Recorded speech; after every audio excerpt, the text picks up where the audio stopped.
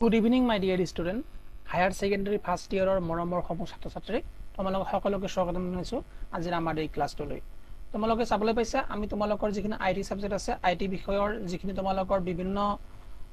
Lesson বিলাকৰ class আমি প্ৰদান কৰি আছো। ইতিমধ্যে তোমালোকে আমাৰ সাকে প্লেলিস্ট খিনি দেখাই পাইছা, যদি দেখা পোৱা নাই তেনেহলে প্লেলিস্টত গৈ পিনে তোমালোকে সাৰ্চ কৰিব পাৰা। নহলে পিনে তোমালোকে এই ভিডিওৰ এই ক্লাছটোৰ তলত তেনেকৈ মানে আমাৰ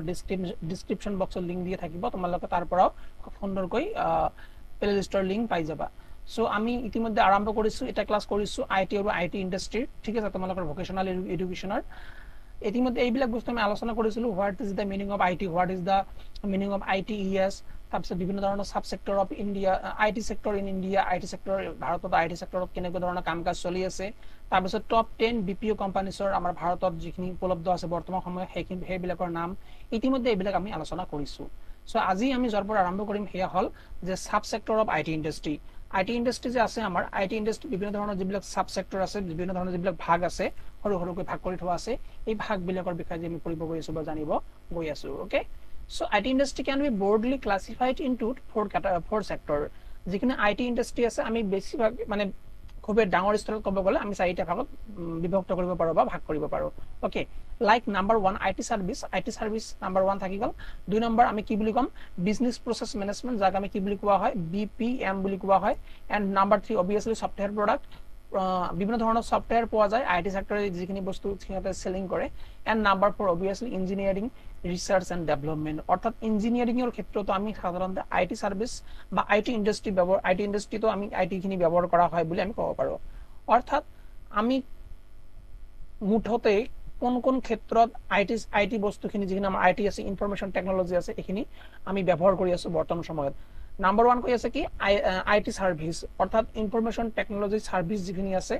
যত আমি সাৰ্ভিস প্ৰদান কৰো, যাক যাক প্ৰয়োজন হয় সেৱা প্ৰদান কৰিব লাগে, যাক যাক সেইবিলাক ক্ষেত্ৰত আমি প্ৰদান কৰো।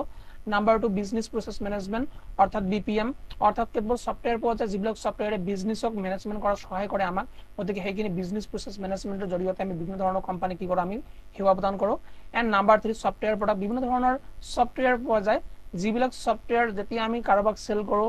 যদি আমি আমাৰ কাস্টমাৰ বিলাকে আমাৰ পৰা সফটওয়্যাৰ বিলাক লয়, তেনেহলে এই সফটওয়্যাৰবোৰ আলটিমেটলি আমাৰ আইটি ইন্ডাস্ট্ৰিৰ ভাগতে আহি যায় বা আইটি ইন্ডাস্ট্ৰিৰ ভিতৰতে পৰে, ঠিক আছে। And number 4 engineering research and development, অৰ্থাৎ আমি ইঞ্জিনিয়াৰিংৰ ক্ষেত্ৰতো অৰ্থাৎ অভিযন্তাৰ ক্ষেত্ৰতো আমি সাধাৰণতে কিন্তু আইটিৰ ওপৰত বৰ্তমান সময়ত যথেষ্টপূৰ্ণভাৱে নিৰ্ভৰশীল হোৱা দেখা পোৱা গৈ আছে। কথাখিনি বুজি পাইছা নে? যদি বুজি পাইছা বৰ ভাল কথা। ওকে, যদি বুজি পোৱা নাই মোক কমেন্টত জনাবা। Okay, after that outsourcing, what is the meaning of outsourcing? So obviously it is a very interesting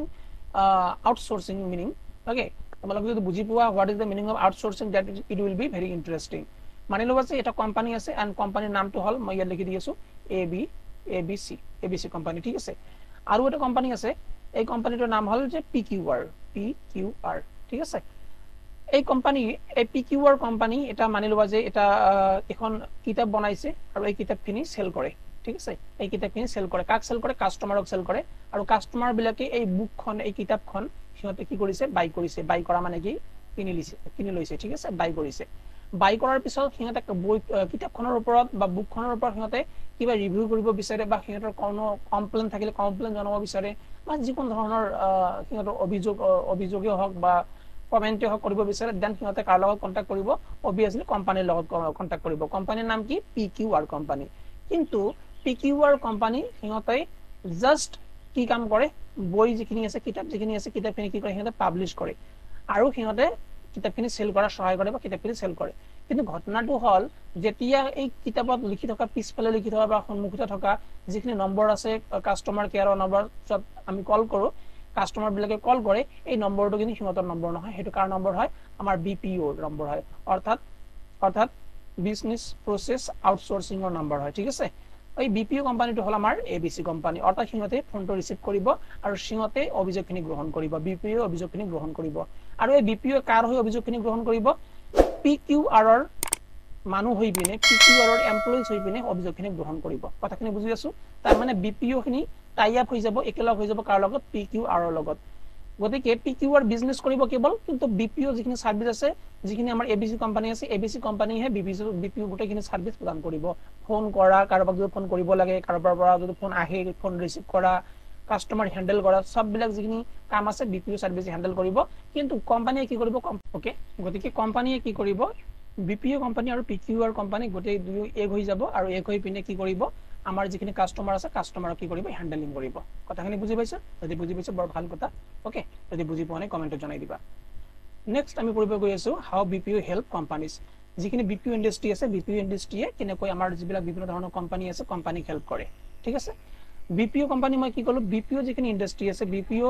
call service কল সেন্টাৰৰ কামখিনি কৰে কল সেন্টাৰ বুলিও কোৱা হয় কল সেন্টাৰ CEN কল সেন্টাৰৰ কামখিনিও কৰি দিয়ে সিহঁতে গতিকে নাম্বাৰ 1 কথা যেতিয়া আমাৰ PQR কোম্পানীৰ কামবিলাক আমাৰ বিপিও কোম্পানী ABC কোম্পানীও কৰি দি আছিল তেতিয়া আলটিমেটলি ABC কোম্পানী বা বিপিও কোম্পানী PQR ৰ যিখিনি সময়খিনি কি কৰি আছিল সেভ কৰি আছিল বা ৰক্ষা কৰি আছিল গতিকে নাম্বাৰ 1 পইণ্ট হল সেভ টাইম নাম্বাৰ 2 পইণ্ট হল কি ৰিডিউস কষ্ট অফ ৰিসোৰ্সেস যদি আমাৰ পিকিউ কোম্পানী নিজে কাস্টমাৰ হ্যান্ডলিং কৰা আৰম্ভ কৰে বিপিও সাৰ্ভিস প্ৰদান কৰা আৰম্ভ কৰে পিকিউ কোম্পানীয়ে তেতিয়া কি হ'ব সিহঁতে ল্যাপটপ কিনিব লাগিব কিবোৰ্ড মাউস এই মানুহবিলাক ৰাখিব লাগিব হিউম্যান ৰিসোৰ্সেস ৰাখিব লাগিব এই ডেস্ক আছে ব্ৰেঞ্চ আছে লাইট আছে ফ্যান আছে এসি আছে এই সববিলাক ৰাখিব লাগিব আলটিমেটলি সিহঁতৰ খৰচ কি হৈ যাব খৰচৰ পৰিমাণ বাঢ়ি যাব গতিকে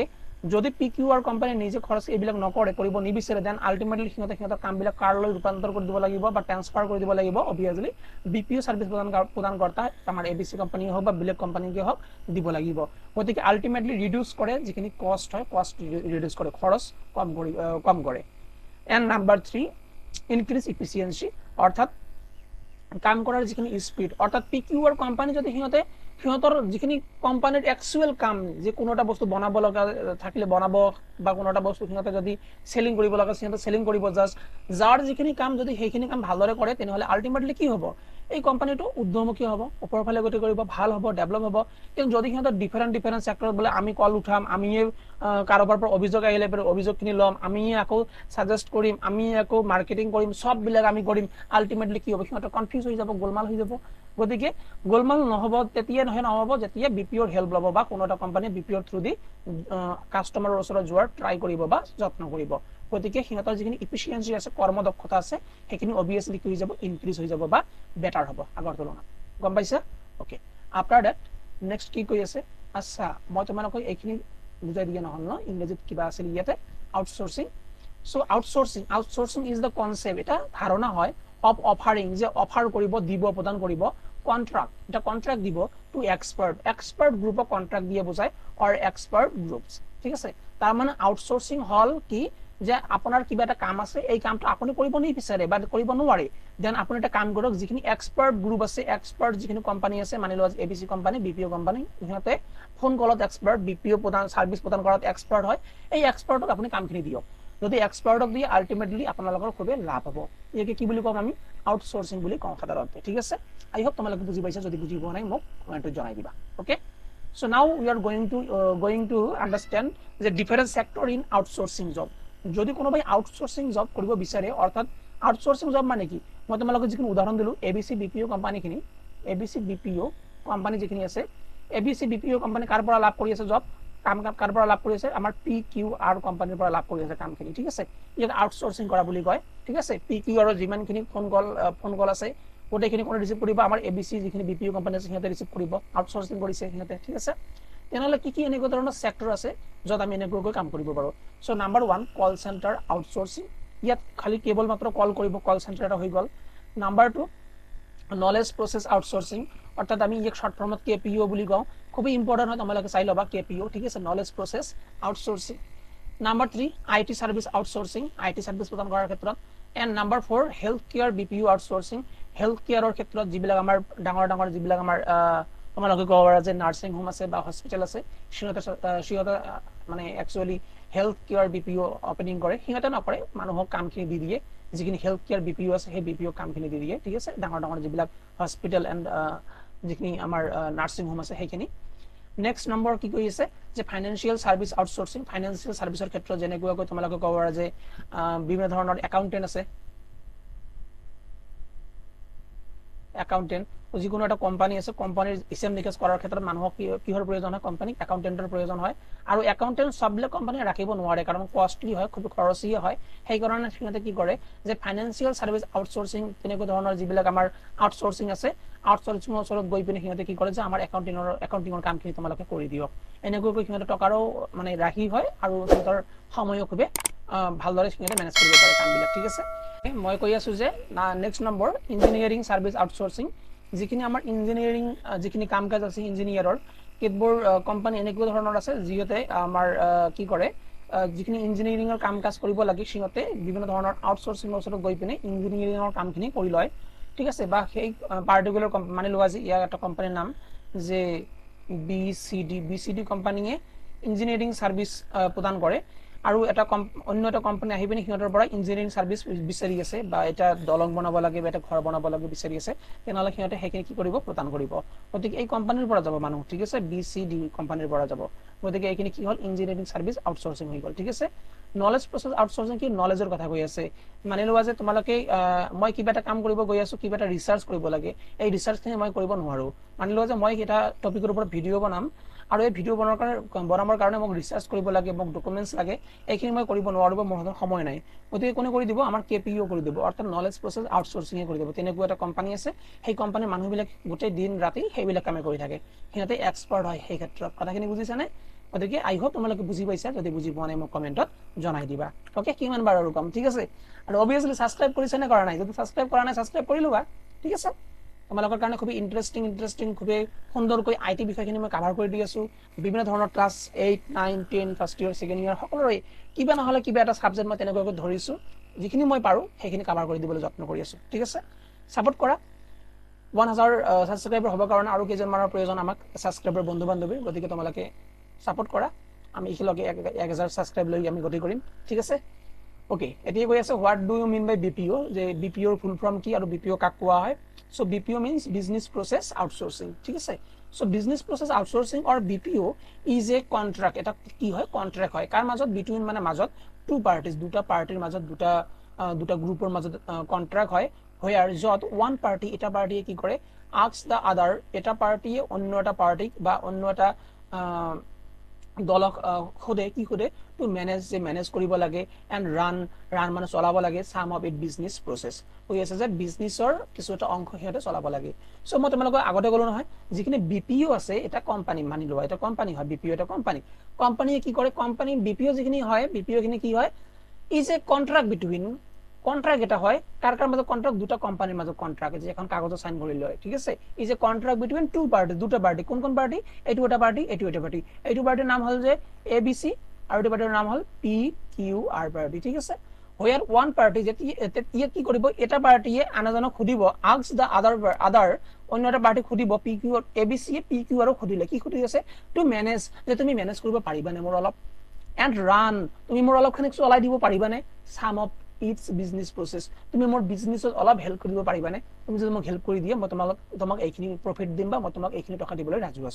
ৰাজি আছো এইখিনি বস্তু ইয়াকে কি বুলি কম আমি বিপিও বুলি কম বিপিও মানে আলটিমেটলি কাৰোবাৰ ওচৰত গৈ পিনে এটা কন্ট্ৰাক্ট কৰা দুটা পাৰ্টিৰ মাজত কন্ট্ৰাক্ট হৈ গল আৰু কন্ট্ৰাক্ট হোৱাৰ পিছত কন্ট্ৰাক্টৰ কন্ডিশন কি থাকিব যে এটা পাৰ্টিয়ে আনটো পাৰ্টিৰ বিজনেসৰ কিছু এটা অংশ মেনেজ কৰিব ঠিক আছে গতিকে আশা কৰো তোমালোকে বুজি পাইছা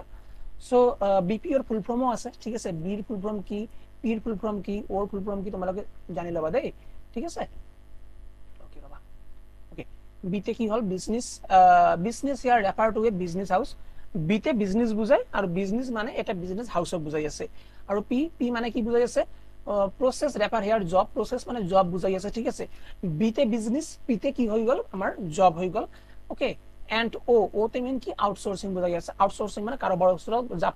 জাপি দিয়া বা গতাই দিয়া is a sub contracting process to third parties তৃতীয় জন ব্যক্তি কন্ট্রাক্ট এটা দি দিয়ে দ্যাট ইজ কল আউটসোর্সিং ঠিক আছে আমি কিবা এটা কাম কৰিব নোৱাৰি আছো আমি কিবা এটা কামত এক্সপার্ট নহয় দেন